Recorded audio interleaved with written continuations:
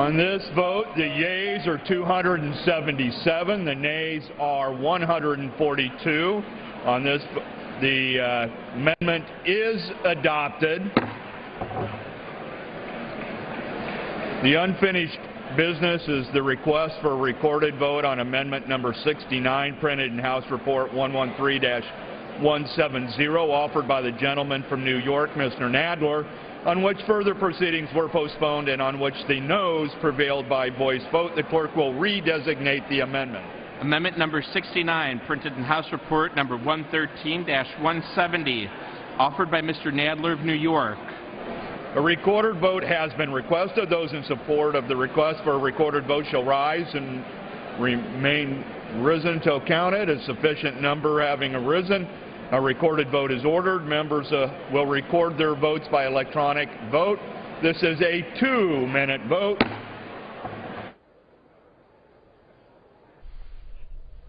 The issue of the Guantanamo Bay Detention Center came up in last month's debate in the House on the Defense Authorization Bill. 2 amendment votes here from JNadler of New York dealing with Guantanamo. This one would prohibit the use of funds for further detention of Guantanamo Bay detainees that haven't already been cleared for release. This is a 2-minute vote. 2 more amendment votes will follow this, and then the House returns to debate the final 2 amendments dealing with the NSA program, gathering data, phone and data from phone calls and from the Internet. The NSA program, the Justin Amash amendment, will be the last amendment considered, and ahead of that, one by Rich Nugent of Florida. The House, just before going into this vote, they did pass by voice vote 2 amendments, one prohibiting the use of funds for military action in Syria, the other dealing with military aid to Egypt, both of those passing by voice vote.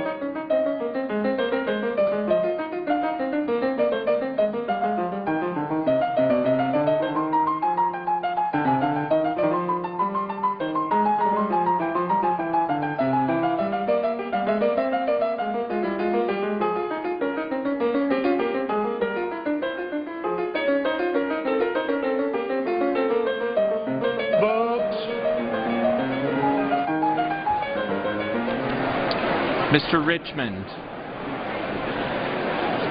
Open it up.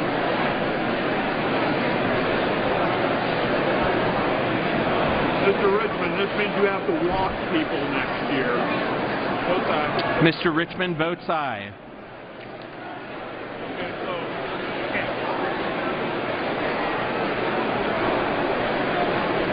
On this vote, the yeas are 176, the noes are 242. The amendment is not adopted. The unfinished business is the request for a recorded vote on amendment number 70, printed in the House Report 113-170, offered by the gentleman from New York, Mr. Nadler, on which further proceedings were postponed and on which the noes prevailed by voice vote. The clerk will designate the amendment. Amendment number 70, printed in House Report number 113-170, offered by Mr. Nadler of New York. Oh, I'm sorry. A recorded vote has been requested. Those in support of a requested vote will rise and be counted. A sufficient number having arisen, a recorded vote is ordered. Members of will record their vote by electronic device. This is a 2-minute vote. One of several amendments dealing with the Guantanamo Bay Detention Center. Jerry Nadler's amendment would prohibit the use of funds for further construction or expansion of the existing facilities there. Earlier, they did adopt a resolution, an amendment by Republican Jackie Walorski of Indiana, that would bar the use of funds in the bill to transfer or release detainees in Guantanamo Bay to Yemen. That passed by a vote of 238 to 185. One more amendment vote after this, and then after that we expect the House to move on to the consideration of 2 final amendments, both dealing with the NSA data collection program. Justin Amash's amendment would bar the NSA and other agencies from using the Patriot Act to collect electronic records, phone records, and data. All of that still to come on the House floor.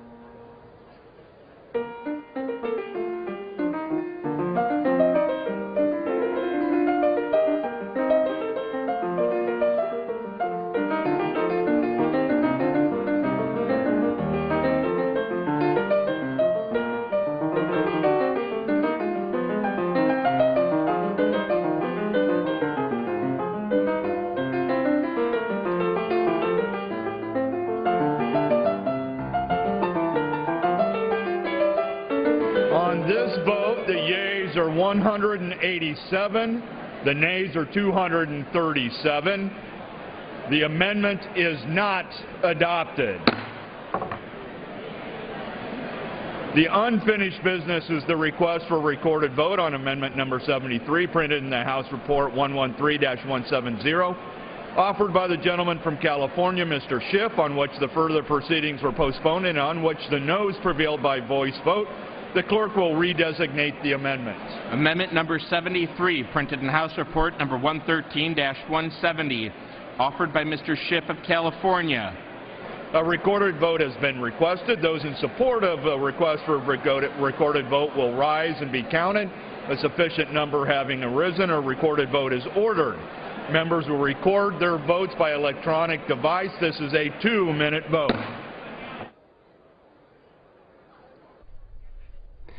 And it's the last vote in this series. Adam Schiff of California has an amendment that would prohibit the use of funds in this defense spending bill pursuant to the authorization for use of military force after December 31st, 2014, concurrent with the end of combat operations in Afghanistan. It's a 2-minute vote. And next up, the House will move on to debate the NSA, in particular their authority to collect data, phone and metadata from Americans. The two amendments, one by Rich Nugent of Michigan and the Justin Amash amendment, revoking that authority by the NSA.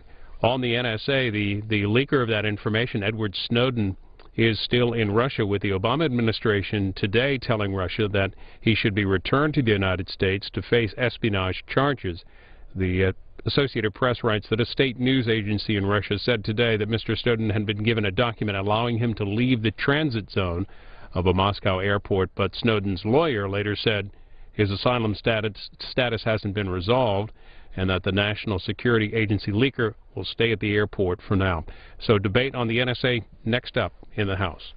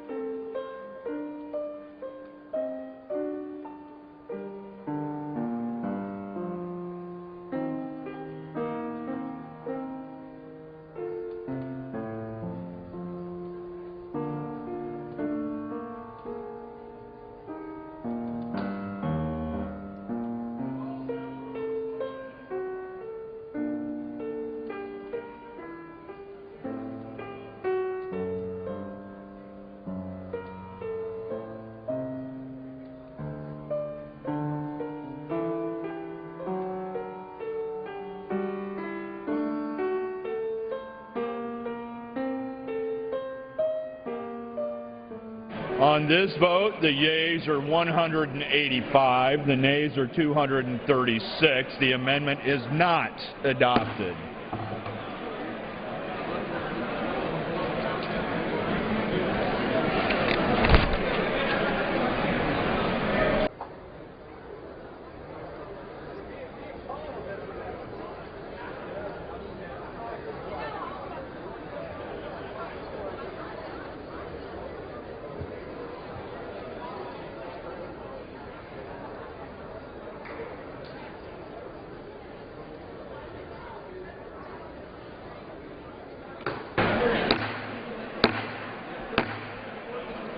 Order in the House so we may proceed with further amendments.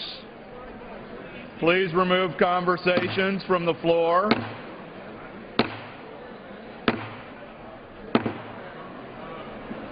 Please remove conversations from the floor so we may proceed with further amendments.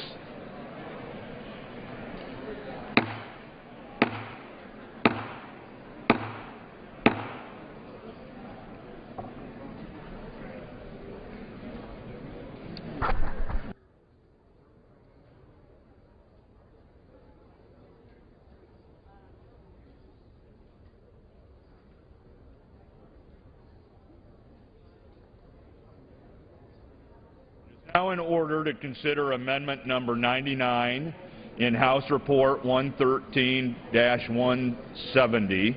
For what purpose does the gentleman from Kansas rise? Thank you, Mr. Chairman. I rise as the designee of Mr. Nugent to offer the Nugent Amendment. The committee will be in order to recognize a parliamentary inquiry.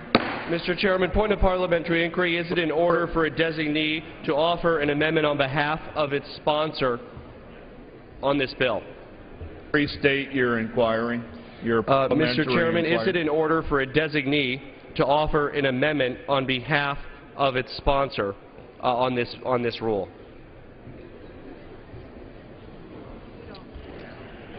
The named sponsor of an amendment may name its designee. Point of further inquiry. Please state your inquiry. Does the gentleman from Kansas have the formal designation of the gentleman from Florida, Mr. Nugent? The chair has been made aware from the designee of appointing this gentleman from Kansas as his designee. I thank the gentleman. Clerk will designate the amendment. Amendment number 99, printed in House Report number 113-170, offered by Mr. Pompeo of Kansas. Pursuant to House Resolution 312, the gentleman from Kansas, Mr. Pompeo, and a member opposed each will control 7.5 minutes. The chair recognizes the gentleman from Kansas. Thank you, Mr. Chairman. Mr. Chairman, the amendment I offer this evening clarifies and confirms the scope of two programs that Mr. Snowden illegally exposed while sitting in a hotel room in communist China. First, the amendment clarifies that under Section 702, no U.S. citizen or person in the U.S. can be targeted, period. I say again, no U.S. person under Section 702 may be targeted in any way by the United States government. While there are other specific authorities, a U.S. person may be subject to an investigation, the U.S. government may not do so under Section 702, and that's this amendment intends to clarify.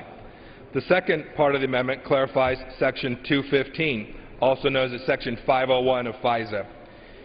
The amendment clarifies that no content of communications can be stored or collected by the National Security Agency. That's no emails, no video clips, no Skype, no record of the actual conversation or the contents thereof may be recorded or collected by the National Security Agency. I can't repeat that enough. That's the intent of this amendment. I want to make clear to everyone that contrary to the suggestions of some, the NSA has not been acting outside of the scope of its authorities. The metadata program is carefully designed with program layers of oversight by all three branches of government. This is precisely the way our government ought to operate, with input from Article 1 and Article 2 and Article 3 of the United States Constitution. It's, of course, our duty to ensure that the NSA stays within these legal bounds here in Congress, and this amendment makes those boundaries perfectly clear for everyone to know and understand.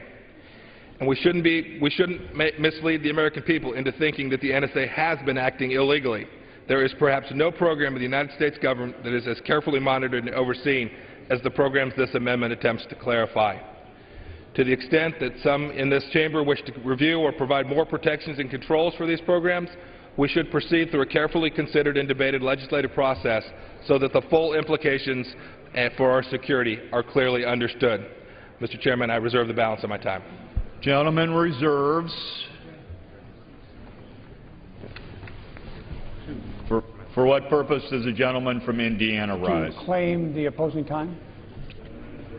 Is the gentleman rising in opposition?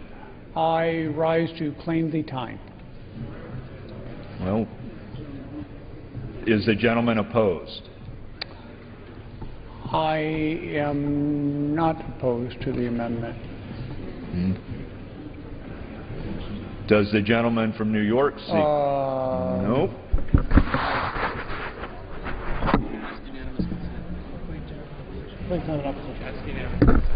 I claim time in opposition. I had a feeling. The gentleman from gentleman from Indiana is recognized to claim the time in opposition. You control 7.5 minutes. And as a work in progress, Mr. Chair, I will recognize the gentleman from New York for 1.5 minutes. Gentleman from New York is recognized for 1.5 minutes. Thank you, Mr. Chairman. This amendment has been described and offered as an alternative to the Amash Conyers amendment that we will consider next. It is not. This amendment restates the existing ban on the intentional targeting of United States persons under Section 702. It also places into law for the next fiscal year the Obama administration's current ban on collecting the contents of the communications of U.S. persons under Section 715.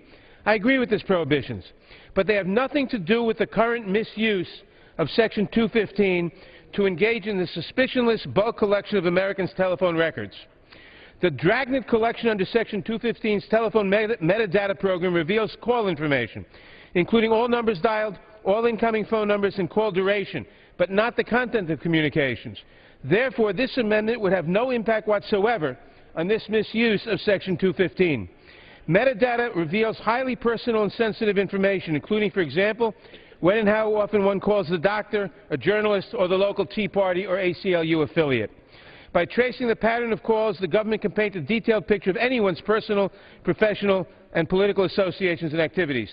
Congress never authorized this type of unchecked, sweeping surveillance of our citizens, and it is this problem, the indiscriminate bulk collection of metadata under Section 215, that we need to fix right now. The Amash Conyers Amendment does so by restoring the required reasonable relationship between the collection of records and specific persons being investigated under Section 215. The Amash Conyers Amendment ensures that this standard is not ignored by the administrator or by the FISA court, as is happening now. This amendment does not fix the problem with 215. The Amash Conyers Amendment does. However you vote on this amendment, and I intend to vote in favor of it, it is imperative that we also vote in favor of the Amash Conyers Amendment, because this amendment, although doing no harm, does not solve the problems that Congressman Sensenbrenner and many others have articulated with respect to the misuse of Section 215 of the Patriot Act. Thank you. I yield back. I yield back. Gentleman continues to reserve their time. Gentleman from Kansas. Mr. Chairman, I'll reserve as well. Gentleman reserves.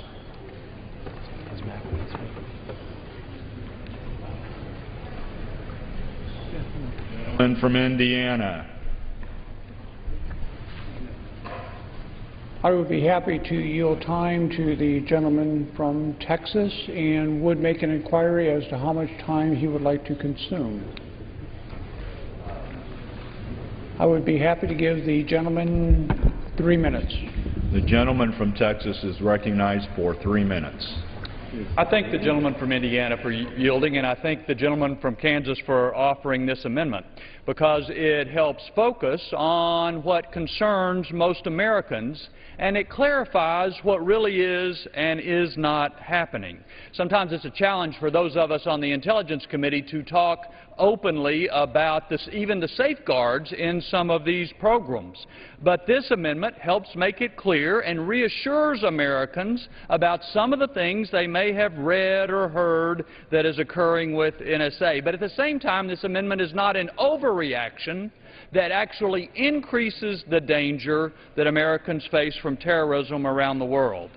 This amendment says clearly NSA cannot acquire information for the purpose of targeting Americans, and it says clearly that NSA may not acquire, monitor, or store the content of the communication of any Americans. And I think the key point that members need to know is there are multiple layers of safeguards to make sure that these programs operate exactly in the way that the FISA court has laid them out to operate. The Intelligence Committees of both the House and Senate do a considerable amount of oversight, get regular reports. Even if somebody accidentally punches a 2 versus a 3 on their keyboard, we get a report about that. And it even goes so far as members of the Intelligence Committee can go sit next to the analysts and watch what they're doing. But it's not just the Intelligence Committees. The FISA court has oversight, the same sorts of reports. They can change the guidelines that it operates under. But in addition to that, there are internal Inspector General monitoring of these. So you get every branch of government involved in making sure that these safeguards are in place, and that those same safeguards will be in place to make sure that the provisions of the gentleman's amendment are followed as well. Some, however, Mr. Chairman, would do away with these programs. No amount of safeguards are good for them, but they never say what would replace them. They never say what would fill the gap in meeting our responsibilities to defend Americans. They would just have them go away, and I guess assume that somehow or other that the Americans could be made safe. The truth is we have been incredibly successful and somewhat lucky since 9/11 as far as preventing further terrorist attacks on our homeland. That's because of the work of the military, intelligence professionals, law enforcement, and, as I say, a fair amount of luck. But these programs at NSA have made a crucial contribution to that success over the last decade, and it seems to me it would be foolhardy to toss them away as some would want to do. I think this amendment strikes the right approach. And I also believe, Mr. Chairman, the Wall Street Journal makes a good point where it's in today's editorial when it says the last thing Congress should do is kill a program in a rush to honor the reckless claims of Mr. Snowden and his apologists. Gentleman's time has expired. Does the gentleman from Indiana wish any time? I'm sorry, it's back to Mr. Pompeo. Gentleman from Kansas is recognized. Mr. Chairman, I'd happy to yield 3 minutes or as much time as he would like to the ranking member on the House Intelligence Committee, the gentleman from Maryland, Mr. Roethlisberger. Gentleman is recognized for 3 minutes. Thank you, Mr. Chairman. Mr. Pompeo, thank you. First, I rise in support of the Pompeo amendment. This amendment strongly reaffirms that in America, privacy and security must coexist together. This amendment states that in no uncertain terms that the government cannot use Section 702 of the Foreign Intelligence Surveillance Act, FISA, to intentionally target an American for surveillance. This important amendment also reaffirms that the phone conversations cannot be collected through Section 215 of the Patriot Act. It makes the intentions of Congress very clear. I believe the Pompeo amendment makes a powerful statement that NSA cannot target Americans for the collection or listen to their phone calls, and I urge my colleagues to vote yes. However, I do understand the concerns of the American people and of Congress when it comes to these programs. On the House Intelligence Committee, we are reviewing and evaluating potential ways to change the FISA Act that will provide the intelligence community with the tools it needs to keep our country safe while also protecting privacy and civil liberties. We're committed to having this important discussion. However, I do have concerns about the amendment we will debate next. The Amash Amendment is an on-off switch for Section 215 of the Patriot Act. It will have an immediate operational impact, and our country will be more vulnerable to terrorist attacks. This authority has helped prevent terrorist attacks on U.S. soil. A planned attack on the New York City subway system was stopped because of Section 215. But the Amash Amendment passes this authority, and it will end it. This amendment goes too far, too fast, on the wrong legislative vehicle. We need to debate the scope of this program, and we are. But this is an extreme knee-jerk reaction to the situation. This program has been authorized and reauthorized by Congress. It receives extensive oversight by the Intelligence Committee and is a vital tool to our intelligence community to protect our nation. Remember, 9/11 happened in part because we failed to connect the dots. One of the critical tools we now have and use to connect those dots is Section 215 of the Patriot Act. Remember, this is just phone records, just phone numbers, no conversations. I respectfully urge a no vote on the Amash Amendment and a yes vote on the Pompeo Amendment. Mr. Speaker, I yield back. Gentleman yields back. Gentleman from Indiana is recognized. Chairman, I would yield 2 minutes to the gentlewoman from the state of California. Gentlelady from California is recognized for 2 minutes. Thank you, Mr. Speaker, and thank you, Mr. Schakowsky. I urge a no vote on the amendment. Why? Because it restates current law, and current law has been interpreted by the administration in a way that is frankly contrary to the intent of the crafters of the Patriot Act. Section 215 of the Patriot Act says that you can obtain information that is relevant to a national security investigation. Now, what's happened since Congress enacted that provision? It's a low bar, but under the NSA's interpretation, it's no bar at all, because, as has been widely reported, they are collecting the information about every phone call made by every American. Clearly, that is not relevant to a terrorist investigation. I think it's important to note that business records that are the subject of 215 include a lot of sensitive information. What are business records? Phone records, internet records, credit card records, medical records? Are these things that we would voluntarily give up to the government? No. They're incredibly sensitive, and that's why they are being sought. I do think it's important to note that the amendment that will follow after this one doesn't end the ability of the government to pursue terrorism. We are all for that. It merely requires that the government adhere to the law, which requires that there be relevance to a terrorist investigation. I do think that I certainly do not challenge the motivation of the gentleman who has offered this amendment, but I do think if you think that this provides a remedy, then you're wrong. This provides a fig leaf. We should vote against it, and I hope that we will move on to the Amash amendment and solve the problem today. And I thank the gentleman, and I yield back. Gentleman from Kansas. Mr. Chairman, I'm prepared to close. I reserve. Gentleman from Indiana. I would yield back my time. Gentleman yields back his time. The gentleman from Kansas is recognized. Mr. Chairman, I'd just like to correct a couple things.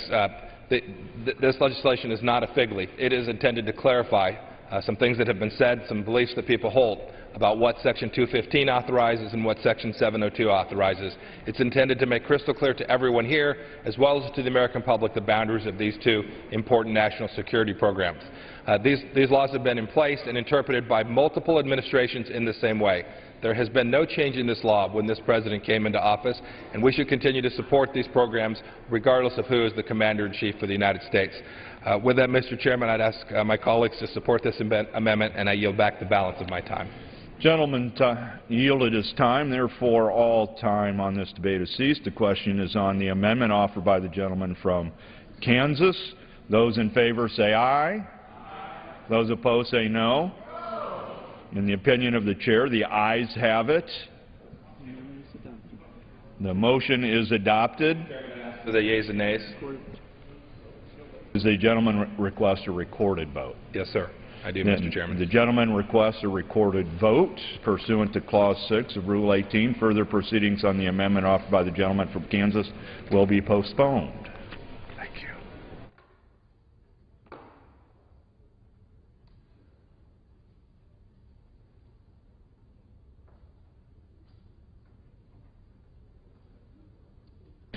It is now in order to consider amendment number 100, printed in House Report 113-170, and for what purpose does the gentleman from Michigan seek recognition? Mr. Chairman, I have an amendment at the desk. The clerk will designate the amendment. Amendment number 100, printed in House Report number 113-170, offered by Mr. Amash of Michigan.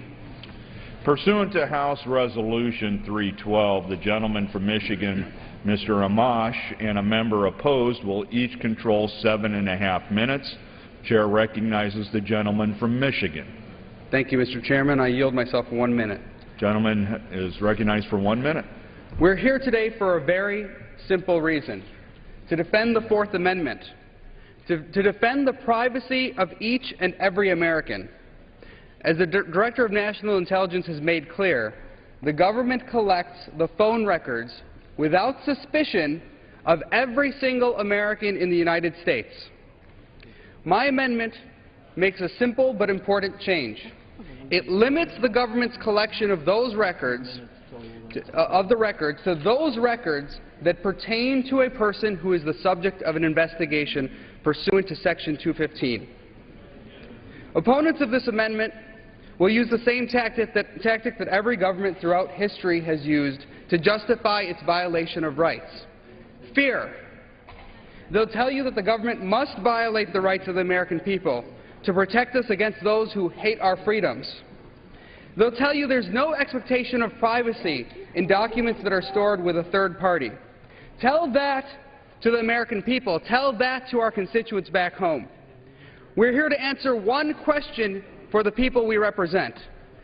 Do we oppose the suspicionless collection of every American's phone records? The gentleman's time has expired. The gentleman reserves.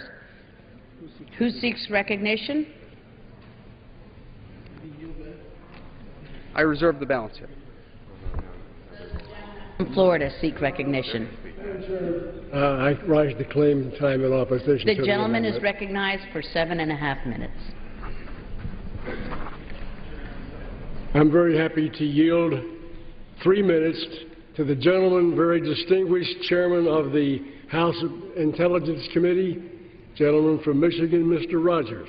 The gentleman from Michigan is recognized. Thank you, Madam Chairman. I think the American people, certainly some well-intentioned members in this chamber, have legitimate concerns. They should be addressed. We should have time and education on what actually happens in the particular program of which we speak. And I'll pledge to each one of you today and give you my word that this fall, when we do the Intel authorization bill, we will work to find additional privacy protections with this program that has no emails, no phone calls, no names, and no addresses. 14 federal judges have said, yes, this comports with the Constitution. 800 cases around between the 1979 case have affirmed the underpinnings of the legality of this case. 800. So 14 judges are wrong, and 800 different cases are wrong. The legislators on both intelligence committees, Republicans and Democrats, are all wrong. Why is it that people of both parties came together and looked at this program at a time when our nation is under siege by those individuals who want to bring violence to the shores of the United States? Because those who know it best support the program, because we spend as much time on this to get it right, to make sure the oversight is right. No other program has the legislature, the judicial branch, and the executive branch doing oversight of a program like this. If we had this in the other agencies, we would not have problem. And think about who we are in this body. Have 12 years gone by and our memories faded so badly we forgot what happened on September 11th? This bill turns off a very specific program. It doesn't stop so-called spying and other things that this has been alleged to do, because that's not what's happening. It's not a surveillance bill. It's not monitoring. It doesn't do any of those things. What happened after September 11th that we didn't know on September 10th, and again, passing this amendment takes us back to September 10th. And afterward we said, wow, there is a seam, a gap. Somebody leading up to the September 11th attacks, a terrorist overseas called a terrorist living amongst us in the United States. And we missed it because we didn't have this capability. What if we had caught it? But the good news is we don't have to what if. It's not theoretical. 54 times this and the other program stopped and thwarted terrorist attacks both here and in Europe, saving real lives. This isn't a game. This is real. It will have a real consequence. This is hard. Think of the people who came here before us in this great body. Madison, Lincoln, Kennedy served here. And the issues they dealt with, and the politics of big and moving America forward, while upholding the Article I mandate to this House that we must provide for the general defense of the United States. And think of those challenges. Think of those challenges that they met. Are we so small that we can only look at our Facebook likes today in this chamber, or are we going to stand up and find out how many lives we can save? Let us get back to the big politics of protecting America and moving America forward. Soundly reject this amendment. Let's do this right on the Intel authorization bill. The gentleman from Florida reserves. For what? I reserve my time. The gentleman from Florida reserves. The gentleman from Michigan is recognized. Thank you, Madam Chairman. I yield 60 seconds to the gentleman from Michigan, Mr. Conyers. The gentleman from Michigan is recognized for 1 minute. I thank the gentleman for yielding to me. Ladies and gentlemen of the House, this amendment will not stop the proper use of the Patriot Act and FISA authorities to conduct terrorism and intelligence investigations. I'd never block that. All this amendment is intended to do is to curtail the ongoing dragnet collection and storage of the personal records of innocent Americans. It does not defund the NSA, and it would continue to allow them to conduct full-fledged surveillance as long as it relates to an actual investigation. Our joining together on this bipartisan amendment demonstrates our joint commitment to ensuring that our fight against terrorism and espionage follows the rule of law and the clear intent of the statutes passed by this Congress. I urge my colleagues on both sides of the aisle to vote for this amendment. The gentleman from Michigan's time has expired. The gentleman from Michigan is reserves. The gentleman from Florida is recognized. I am very happy to yield 2.5 minutes to the gentlelady from Minnesota, Ms. Bachmann. The gentlelady from Minnesota is recognized for 2.5 minutes. I thank the gentleman from Florida, and I thank the Speaker. Thank you, Madam Speaker. This is a very important issue that we're taking up today because the #1 duty of the federal government is the safety of the American people, of our constituents, and of our own skins, for each one of us who are in this chamber today. As we know all too well, national security is a real and present danger and something that we have to take quite seriously. We can't deal in false narratives. And a false narrative has emerged that the federal government is taking in the content of Americans' phone calls. It's not true. It's not happening. A false narrative has emerged that the federal government is taking in the content of the American people's emails. It's not true. It's not happening. We need to deal in facts, and the facts are real, and the facts are these. The only people who have benefited from the revelation of classified information by someone who worked for this government, who intentionally and unauthorized declassified some of the most sensitive national security information that we have. The only result is that those who are engaged in Islamic jihad will have been benefited, and those that we seek to protect have not. Consider this. There is more information contained in the phone book that sits at home on your kitchen counter about each one of us than the information that is in the national security database that we're talking about today. Your name, your address is in the phone book. Your name, your address is not in this national security database. No other nation in the world has the advantage that the United States of America has on national security. No other nation. And we, by this amendment today, would agree to handcuff ourselves and our allies by restricting ourselves? Let it not be. Let us not deal in false narratives. Let us deal in facts that will keep the American people safe. When you look at an envelope, when a letter is put in the mail, is there a privacy right as to what's been written on that envelope? No, there isn't. Where there is a privacy right is what's contained inside that envelope. That's a Fourth Amendment right. Is there a Fourth Amendment right to the record that you called someone on a certain day? No, there isn't. That's a record. But there is a Fourth Amendment right to what's in that phone call. Let's deal in reality, not in false narratives. And I yield back. Gentlelady's time has expired. The gentleman from Florida reserves. I reserve my time.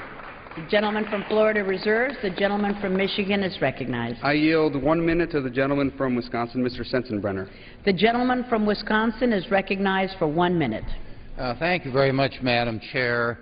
I rise in strong support of the Amash Amendment.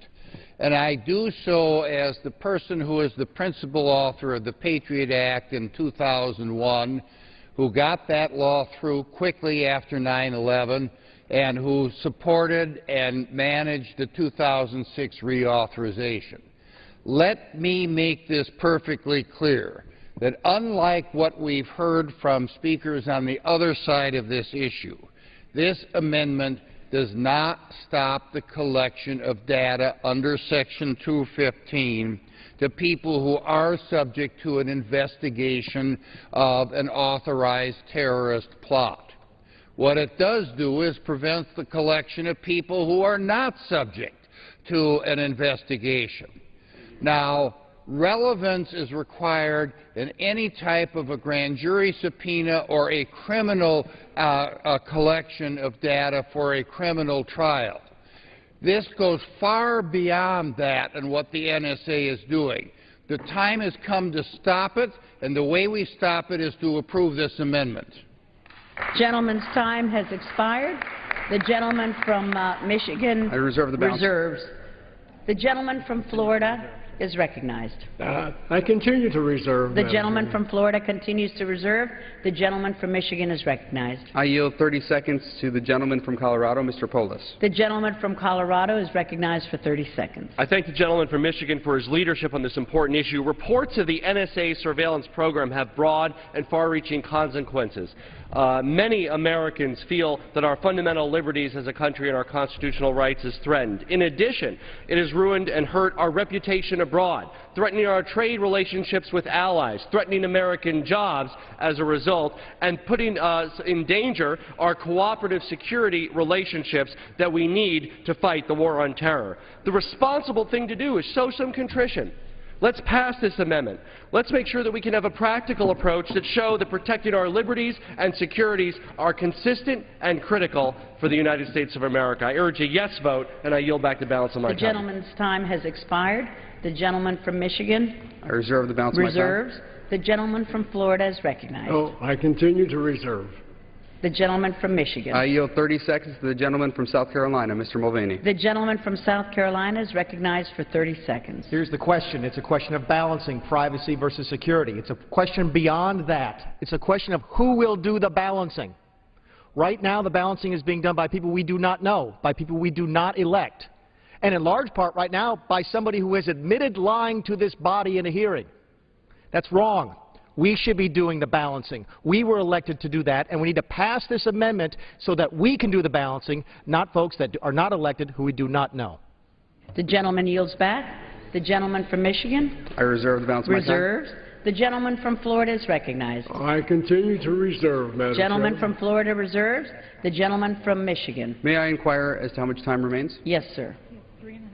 The gentleman from Michigan has 3.5 minutes remaining. Thank you, Madam Chair. I yield 30 seconds to the gentlewoman from California, Ms. Loughran. The gentlelady from California is recognized for 30 seconds.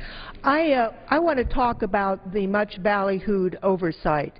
Every year there is a report to the Judiciary Committee, an annual report on Section 215. This year the report was 8 sentences, less than a full page. To think that the Congress has substantial oversight of this program is simply incorrect. I cannot match Mr. Sensenbrenner's brilliant remarks, but I do agree that when we wrote the Patriot Act, Relevance had a meeting, and I would ask unanimous consent to place in the record a letter to Mr. Sensenbrenner from the Department of Justice that basically says because 300 inquiries were made, the records of every single American became relevant. And That's her unanimous a joke. consent request will be considered under general leave. The gentleman from Michigan. I yield 30 seconds to the gentleman from Texas, Mr. Barton. The gentleman from Texas is recognized for 30 seconds. I thank the gentleman. I ask unanimous consent to revise and extend. Without objection. Madam Speaker, this is not about how sincere the NSA people are in implementing this technique. It is not about how careful they are. It is whether they have the right to collect the data in the first place on every phone call, on every American, every day. The Patriot Act did not specifically authorize it. Section 215 talks about tangible things that are relevant to an authorized security investigation. In the NSA's interpretation of that, relevant is all data all the time. That is simply wrong. We should support the Amash Amendment and vote for it. Thank you. The gentleman's time has expired. The gentleman from Michigan. I yield 15 seconds to the gentleman from South Carolina, Mr. Duncan. The gentleman from South Carolina is recognized for 15 seconds. Thank you, Madam Speaker. Amendment 4, the right of the people to be secure in their persons, houses, papers, and effects against unreasonable searches and seizures shall not be violated, and no warrant shall issue, but upon probable cause supported by oath or affirmation, and particularly describing the place to be searched and the persons or things to be seized. Those who choose to trade liberty for security will find they have neither. I yield back. The gentleman's time has expired. The gentleman from Michigan. I yield 30 seconds to the gentleman from Texas, Mr. Poe. The gentleman from Texas is recognized for 30 seconds. Warrants need to be particular and specific about the place to be searched and the items to be seized. No judge would ever sign a general search warrant like the British did, allowing the police to search every house on the block, much less seize everybody's phone records. But this is what has happened under Section 15 under the government. Government's gone too far in the name of security that the Fourth Amendment has been bruised.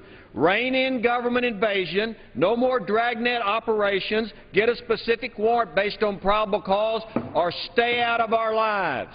And that's the way it is. The gentleman's time has expired. The gentleman from Michigan is recognized. I yield 30 seconds to the gentleman from New York, Mr. Nadler. The gentleman from New York is recognized for 30 seconds. Madam Chairperson, this amendment stops the government from misusing Section 215 to engage in the dragnet collection of all of our personal telephone records. Congress did not grant the executive the authority to collect everything it wants so long as it limits any subsequent search of that data. This amendment restores the requirement that records sought are relevant to an authorized foreign intelligence or terrorist investigation. It restores the minimal relevance standard required by Congress but ignored by successive administrations. No administration should be permitted to operate above or beyond the law as they have done in this respect. And I therefore urge all of my colleagues to vote in favor of the Amash Conyers amendment. I thank you. I yield back. The gentleman's time has expired. The gentleman from Michigan. I yield 30 seconds to the gentleman from Virginia, Mr. Griffith. The gentleman from Virginia is recognized for 30 seconds. General warrants, writs of assistance, that's what we're looking at. And the Founding Fathers found that to be anathema. It does, what they're doing does violate the Fourth Amendment. We took an oath to uphold the Constitution, and we're supposed to rely on a secret agency that deals with a secret court, that deals with a selective secrecy committee, and members of Congress are limited to their access to the actions of that committee, but we're supposed to trust them. Folks, we've got a job to do. I yield back. We vote yes. The gentleman's time has expired. Gentleman from Michigan. Madam Chair, may I inquire as to how much time remains? The gentleman from Michigan has 45 seconds remaining, and the gentleman from Florida has 2 minutes remaining. I yield 30 seconds to the gentlelady from Hawaii, Ms. Gabbard. The gentlelady from Hawaii is recognized for 30 seconds. Thank you, Madam Chairwoman. Countless men and women from my state of Hawaii and all across the country have worn the uniform and put their lives on the line to protect our freedoms and our liberties. I cannot, in good conscience, vote to take a single dollar from the pockets of hard-working taxpayers from across the country to pay for programs which infringe on the very liberties and freedoms our troops have fought and died for. Ben Franklin said, "They who give up essential liberty to obtain a little temporary safety deserve neither liberty nor safety." I yield back. The gentlelady's time has expired. The gentleman from Michigan. I yield myself as much time as I may consume. The gentleman is recognized for 15 seconds. We're here to answer one question for the people we represent. Do we oppose the suspicionless collection of every American's phone records? When you had the chance to stand up for Americans' privacy, did you? Please support the Amash Amendment and oppose the NSA's blanket surveillance of our constituents. The gentleman's time has expired. The gentleman from Florida. Madam Chairman, I yield 2 minutes for the closing argument to the gentleman from Arkansas, Mr. Cotton. The gentleman from Arkansas is recognized for 2 minutes. Thank you. I rise to strongly urge opposition to the Amash amendment. This program has stopped dozens of terrorist attacks. That means it saved untold American lives. This amendment is not simple. It does not limit the program. It does not modify it. It does not constrain the program. It ends the program. It blows it up. Some of you have heard the analogy that if you want to have search for a needle in a haystack, you have to have the haystack. This takes a leaf blower and blows away the entire haystack. You will not have this program if this amendment passes. And that does so despite all of the safeguards you've already heard. This program is constitutional under Supreme Court precedent, not recent precedent. Precedent goes back to 1979, just 2 years after I was born, the year that one of the young sponsors of this amendment was born. This program is approved by large bipartisan majorities of this body on the statute, text that they approved, not their secret intent or wishes. It is overseen by Article III judges who have been confirmed by the Senate and are independent of the executive branch. It is reviewed by the intelligence committees, and it is executed primarily by military officers, not generals, but the majors and the colonels who have been fighting and bleeding for this country for 12 years. What is it? Metadata. It sounds kind of scary. It's nothing more than an Excel spreadsheet with 5 columns, called to, called from, date, time, the duration. 5 columns, billions of rows. It's in a lockbox. It can't be searched unless you have specific suspicion of a number being used by a terrorist. Only then do they go into that database and do they run a search for what that number has been calling. Why do you need it? Verizon, AT&T, other companies will not keep this data for the years that's necessary. And secondly, you need it quickly. When I was in Iraq as a platoon leader with the 101st Airborne, if we rolled up a bad guy and we found a cell phone or we found a thumb drive, we would immediately upload that data so intelligence professionals could search it, so they could go roll up another bad guy, because you only have a few hours to stop a terrorist once you catch another terrorist. Folks, we are at war. You may not like that truth. I wish it weren't the truth, but it is the truth. We are at war. Do not take this tool away from our warriors on the front line. Gentleman's time has expired. The question is on the amendment offered by the gentleman from Michigan. Those in favor say aye. Aye. Those opposed say no. No. In the opinion of the chair, the noes have it. Madam Chair, I ask for a recorded vote. Pursuant to Clause 6 of Rule 18, further proceedings on the amendment offered by the gentleman from Michigan will be postponed.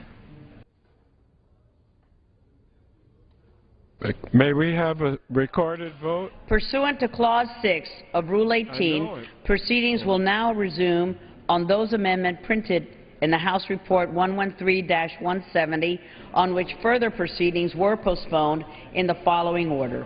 Amendment number 24 by Mr. Terry of Nebraska. Amendment number 99 by Mr. Pompeo of Kansas.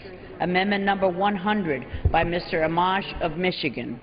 The chair will reduce to 2 minutes the time for any electronic vote after the first vote in this series.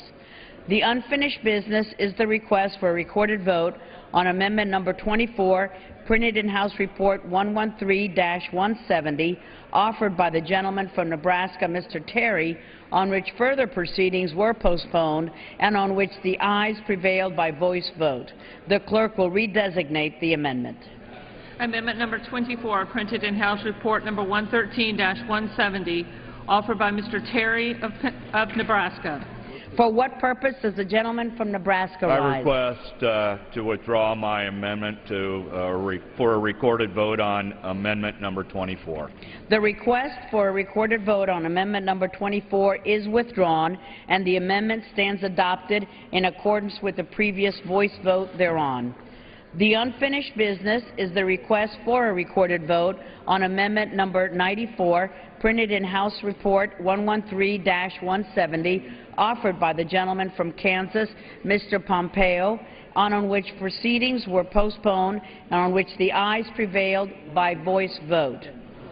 The clerk will redesignate the amendment. Amendment number 99, printed in House Report number 113-170.